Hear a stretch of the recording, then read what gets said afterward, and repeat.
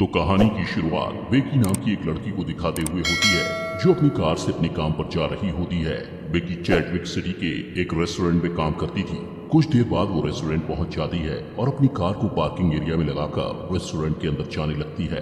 तभी उसके पास केविन आता है। केविन भी उसी रेस्टोरेंट में काम करता था। यहाँ से दोनों रेस्टोरेंट के अंदर जाते हैं, जहाँ पर इस रेस्टोरेंट की मैनेजर सैंड्रा बाकी वर्कर्स के साथ इन दोनों का ही वेट कर रही होती है। अब सभी के आ जाने से सैंड्रा सभी वर्कर्स को बताती है कि कल रात किसी ने मेन डोर खुला छोड़ दिया था, जिसकी वजह से किसी ने मेरे $1000 चुरा लिए हैं। सैंड्रा कहती है कि आगे से कोई ऐसा नहीं करेगा, डोर को अच्छी तरह से लॉक करके जाना है। इतना कहकर सैंड्रा सभी को अपना काम करने के लिए कहती है और खुद भी काम में बिजी हो जाती है। थोड़ी देर में धीरे धीरे रेस्टोरेंट पर कस्टमर्स आने शुरू हो जाते हैं। कुछ देर बाद मार्टी जो वहीं काम करती थी वो बेकी के पास जाकर कहती है कि सैंड्रा को लगता है कि तुमने कल रात दरवाजा खुला छोड़ दिया था। लेकिन बेकी उसे कहती है कि दरवाजा असल में केविन ने खुला छोड़ा था और मैं इस बात को सैंड्रा को नहीं बताना चाहती थी, क्योंकि इससे केविन की जॉब चली जाएगी। यहाँ पर मार्टी को पता चलता है कि बेकी सच बोल रही है। इसके बाद वो अपने काम में बिजी हो जाती है। कुछ घंटों बाद यानी दोपहर के टाइम रेस्टोरेंट के फोन पर एक कॉल आती है। जैसे ही सैंड्रा उस कॉल को पिक करती है तो दूसरी तरफ से डैनियल नाम का एक पुलिस ऑफिसर उसे कहता है कि मेरे पास एक आदमी आया है जो मुझे बता रहा है कि आपके पर्स से जो पैसे चोरी हुए हैं वो आपके रेस्टोरेंट में काम करती एक लड़की ने चुराए हैं, जिसका नाम बेकी है, और बेकी को उसने अपनी आंखों से आपके पर्स से पैसे चुराते देखा है। इतना कहकर डैनियल सैंड्रा को कहता है कि मेरे पास इन्वेस्टिगेशन करने के लिए पुलिस की एक बड़ी टीम है जो आपके रेस्टोरेंट पर आकर बेकी से इस बारे में पूछताछ कर सकती है, लेकिन इससे आपके रेस्टोरेंट का नाम खराब होगा, इसलिए मुझे लगता है कि आप मेरी हेल्प कर सकती हो। सैंड्रा ये सब सुनकर थोड़ा घबराती हुई डैनियल से पूछती है कि आखिर आपकी हेल्प मैं कैसे कर सकती हूँ, जिस पर डैनियल सैंड्रा को कहता है कि सबसे पहले आप बेकी को रेस्टोरेंट की बैक साइड लेकर आइए और उससे मेरी बात करवाइए। सैंड्रा ऐसा ही करती है। वो तुरंत बेकी के पास जाकर उसको रेस्टोरेंट के बैक साइड ले जाती है और उसे इस बारे में सब कुछ बताकर डैनियल को फोन लगाकर बेकी की डैनियल से बात करवाती है। फोन पर बेकी डैनियल से कहती है कि मैंने ऐसा कुछ भी नहीं किया है, लेकिन डैनियल उसे कहता है कि मेरे पास एक आदमी आया है जिसने तुम्हें सैंड्रा के पर्स से चोरी करते हुए देखा है। इसके बाद डैनियल बेकी से कहता है कि मेरी सैंड्रा से बात करवाओ। डैनियल सैंड्रा से कहता है कि आपको बेकी के पर्स की तलाशी लेनी होगी, जिससे सैंड्रा तुरंत बेकी का पर्स उठा लेती है और साथ ही बेकी को वार्निंग देती है कि अगर तुम्हारे पर्स से मुझे मेरे पैसे मिले तो मैं तुम्हें अभी के अभी नौकरी से निकाल दूंगी। वेल, यहाँ पर सैंड्रा बेकी के पर्स को चेक करती है, लेकिन उसे ऐसा कुछ भी नहीं मिलता। सैंड्रा डैनियल को कहती है कि मुझे बेकी के पर्स से कुछ भी नहीं मिला, जिस पर डैनियल उसे कहता है कि बेकी को रेस्टोरेंट में ही पकड़ कर रखो। साथ ही वो सैंड्रा को ये भी कहता है कि आपको मेरी फोन कॉल पर ही मदद करनी होगी। सैंड्रा उसे कहती है कि बेकी ने पहले कभी ऐसा गलत काम नहीं किया है, लेकिन डैनियल उसकी बात का विश्वास नहीं करता और कहता है कि अगर बेकी निर्दोष निकली तो इसकी जिम्मेदारी मैं खुद लेता हूँ और जो भी सजा मुझे कानून देगा मैं उसे कबूल करूंगा। सैंड्रा बेकी की दोबारा डैनियल से बात करवाती है और बेकी डैनियल को समझाने की कोशिश करती है कि सर, मैंने आज तक कभी भी ऐसा गलत काम नहीं किया है और मैं चोर नहीं हूँ। ये सुनकर डैनियल बेकी को 2 ऑप्शन देता है। पहला ये कि बेकी को चोरी के जुर्म में जेल जाना होगा और दूसरा ये कि बेकी को अपने सारे कपड़े उतारकर सैंड्रा को उसकी तलाशी लेने देनी होगी। ये 2 ऑप्शन सुनकर बेकी के पैरों तले जमीन खिसक जाती है, लेकिन वो जेल नहीं जाना चाहती थी, इसलिए वो अपने कपड़े उतारकर सैंड्रा को उसकी तलाशी लेने के लिए तैयार हो जाती है। लेकिन वो डैनियल से रिक्वेस्ट करती है कि जब सैंड्रा उसकी तलाशी ले तो उसके पास मार्टी वहाँ मौजूद रहे। डैनियल बेकी की इस बात के लिए मान जाता है। वहीं सैंड्रा को यहाँ पर थोड़ा शक होता है और वो डैनियल से पूछती है कि क्या वो किसी फोन बूथ से बात कर रहा है या फिर वो किसी तरीके से उन्हें देख रहा है। सैंड्रा की इस बात का डैनियल कोई जवाब नहीं देता और सैंड्रा भी मन ही मन डरी हुई थी, इसलिए वो बात को इग्नोर करके मार्टी को लेने चली जाती है। सैंड्रा मार्टी के पास जाकर उसे इस मामले के बारे में सब कुछ बताकर अपने साथ रेस्टोरेंट के बैक साइड ले आती है। इसके बाद बेकी अपनी तलाशी देने के लिए एक एक करके अपने सारे कपड़े उतार देती है और सैंड्रा बेकी के सारे कपड़ों को चेक करती है, लेकिन उसे कुछ नहीं मिलता। इसके बारे में वो डैनियल को बताती है। डैनियल सैंड्रा को कहता है कि आपको बेकी के अंडरगारमेंट्स भी चेक करने हों। अब मजबूरी में बेकी को अपने अंडरगारमेंट्स भी उतारने पड़ते हैं और वो पूरी तरह से न्यूड हो जाती है, लेकिन वहाँ खड़ी मार्टी को ये देखकर बेकी पर बहुत दया आती है, इसलिए वो एक अप्रॉन उठाकर बेकी को पहनने को देती है। वहीं डैनियल सैंड्रा को कहता है कि आपके रेस्टोरेंट के बाहर एक कार खड़ी है जिसमें आपको बेकी के सारे कपड़े रखने होंगे, जिन्हें मैं बाद में अच्छे से चेक करूंगा। सैंड्रा बेकी के कपड़े बाहर उसकी बताई हुई कार में रखकर वापस आकर मार्टी को वापस काम करने के लिए भेज देती है और डैनियल को कहती है कि आपने जैसा कहा था मैंने वैसा कर दिया। इतना कहकर कहकर वो डेनियल से कहती है कि मुझे भी अब अपने काम पर जाना है, वरना हमारा धंधा चौपट हो जाएगा। इस पर डेनियल कहता है कि ठीक है, आप अपने काम पर चले जाओ, लेकिन बेकी पर नजर रखने के लिए किसी आदमी को बुला लो। उसकी इस बात को मानकर सैंड्रा केविन के पास जाकर उसे इस बारे में सब कुछ बताकर उसे अपने साथ रेस्टोरेंट के बैक साइड ले आती है और उससे कहती है कि तुम्हें बेकी पर कुछ टाइम नजर रखनी होगी।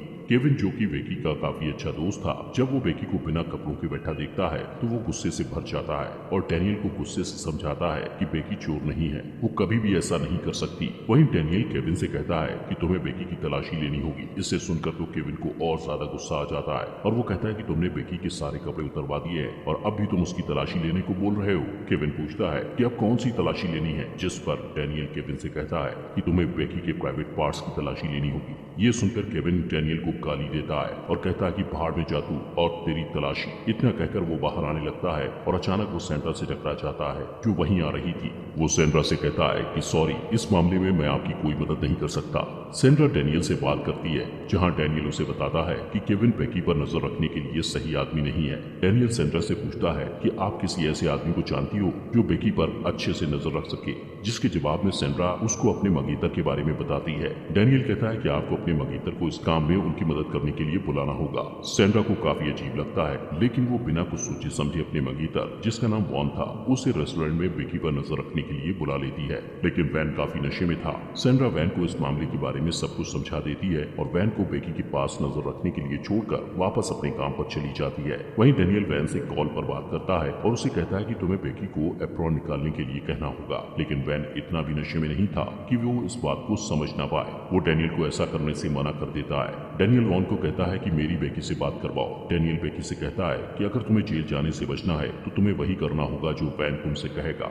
आखिरकार बेकी ऐसा करने पर मजबूर हो जाती है और वैन के सामने ही अपना एप्रॉन उतारकर फिर से पूरी तरह से न्यूड हो जाती है। डेनियल बड़े ही घटिया तरीके से वैन से पूछता है कि बेकी के बॉडी पार्ट्स कितने बड़े हैं, जिस पर वैन कोई जवाब नहीं देता। तभी डेनियल वैन को कहता है कि वो ऐसा इसलिए कर रहा है क्योंकि जिस आदमी ने बेकी को चोरी करते देखा था उसने बेकी की चेस्ट पर कुछ निशान देखे थे, इसलिए तुम्हें उन निशानों का पता लगाना है। वहीं डेनियल को वॉन की आवाज से आइडिया हो जाता है कि वो नशे की हालत में है, इसलिए वो वॉन को कहता है कि तुम्हें बेकी को जंप करने के लिए कहना होगा, जिससे चोरी किए गए पैसे उसके प्राइवेट पार्ट से नीचे गिर जाएंगे। वहीं वैन के कहने पर बेकी नग्न हालत में ही जंप करने लगती है और जब कोई पैसे बाहर नहीं निकलते तो डेनियल वॉन से कहता है कि तुम्हें बेकी के प्राइवेट पार्ट्स को खुद ही चेक करना होगा। वैन अब बेकी से काफी अट्रैक्ट हो चुका था, इसलिए वो बेकी के प्राइवेट पार्ट्स चेक करने लगता है। वहीं बेकी भी अब एक कठपुतली की तरह काम कर रही थी। जैसा जैसा डेनियल उससे करवा रहा था वो बिना कोई सवाल किए करती जा रही थी। अब जब वॉन बेकी का प्राइवेट पार्ट चेक कर रहा था तभी दूसरी तरफ सैंड्रा उनके पास ही आ रही थी, लेकिन इससे पहले कि वॉन को ऐसा करते देख पाती वो रुक जाते हैं। लेकिन सैंड्रा को वॉन पर शक होता है, इसलिए वो उससे पूछती है कि तुम क्या कर रहे थे, जिसके जवाब में वॉन उसे कुछ नहीं बताता, जिससे सैंड्रा डेनियल से बात करके उससे पूछती है,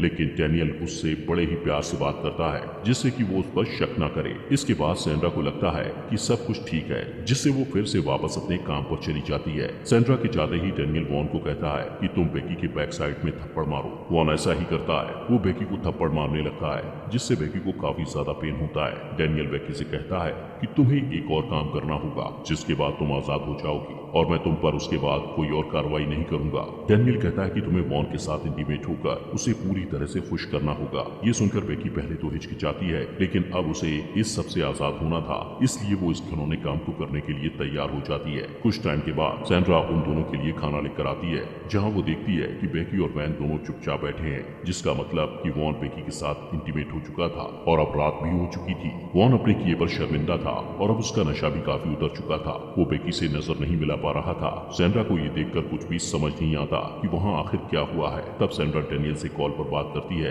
तो डेनियल उसे बताता है कि वॉन काफी थक चुका है, इसलिए उसे घर भेज दो। जिसके बाद वॉन वहाँ से चला जाता है। वो कार में बैठकर अपने दोस्त को कॉल करके अपने घर बुलाता है और उसे ये सब बताता है कि उसने नशे की हालत में कितनी बड़ी गलती कर दी है। अब उसे अपने किए पर पछतावा हो रहा है। वहीं दूसरी तरफ रेस्टोरेंट में सैंड्रा का एक दोस्त उससे मिलने आता है। उसे देखकर सैंड्रा काफी खुश होती है। वहीं रेस्टोरेंट की बैक साइड में बेकी देखती है कि इस पूरे रेस्टोरेंट में कैमरे लगे हुए थे, मतलब कि जो भी वॉन ने उसके साथ किया था वो रेस्टोरेंट के कैमरास में रिकॉर्ड हो चुका था। वहीं सेंड्रा हेरोल्ड को बेकी के बारे में सब कुछ बताकर उसे कुछ समय के लिए बेकी की निगरानी रखने के लिए मना लेती है और उसे बैक साइड बेकी की निगरानी के लिए छोड़कर अपने काम पर वापस आ जाती है। जिसके बाद डैनियल जब हेरोल्ड से बात करता है तो हेरोल्ड को वॉन ने जो बेकी के साथ किया था वो सब कुछ बता देता है और फिर हेरोल्ड को भी कहता है कि तुम्हें भी बेकी के साथ इंटीमेट होना होगा। ये सब सुनकर हेरोल्ड तुरंत सेंड्रा के पास जाकर उसे ये सब कुछ बताता है कि डैनियल ने वॉन से बेकी के साथ क्या करवाया और अब वो मुझसे भी बेकी के साथ ऐसा ही करने को बोल रहा है। इतना सुनते ही सेंड्रा को अब यकीन हो जाता है कि डैनियल कोई पुलिस ऑफिसर नहीं है।